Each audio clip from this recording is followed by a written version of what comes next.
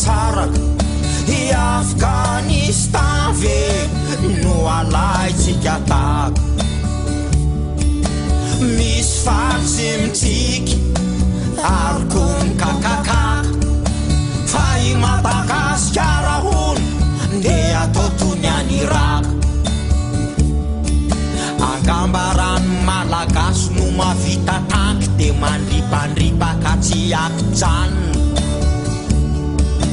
vo mavita bomba kely artisanal la mampiroro andro amanala fa ny Al-Qaïda fa ny malagasy no andova azy no lazainy fa sava fa amilay fanaovana azy izaho aloha andeha hitsoka fa matahotra tsy popoka raha malahelo aindry iza tsy any ambany ty aza mba mipipapipa fa tena masosony ripa okalomba hijanona ny bomba artisanal iza indry vo miantso ny somaiso any faso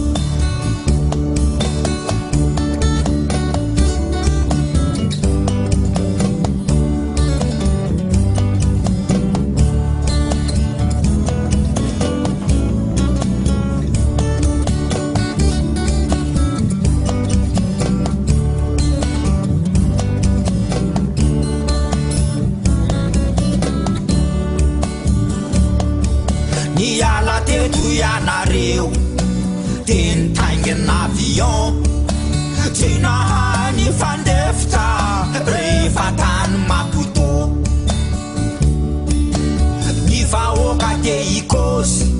nareo ve nandeny rosy hatrany Addis Abeba ny olana tsy vova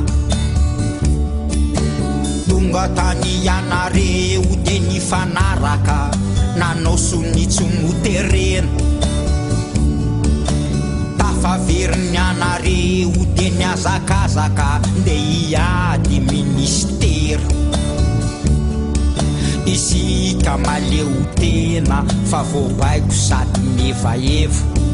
nareo misavoritaka mifandrombaka miady seza ny fiainana iny amazana nareo ve tia tanindrazana na Maputo na Dakar ny tantara no hitsara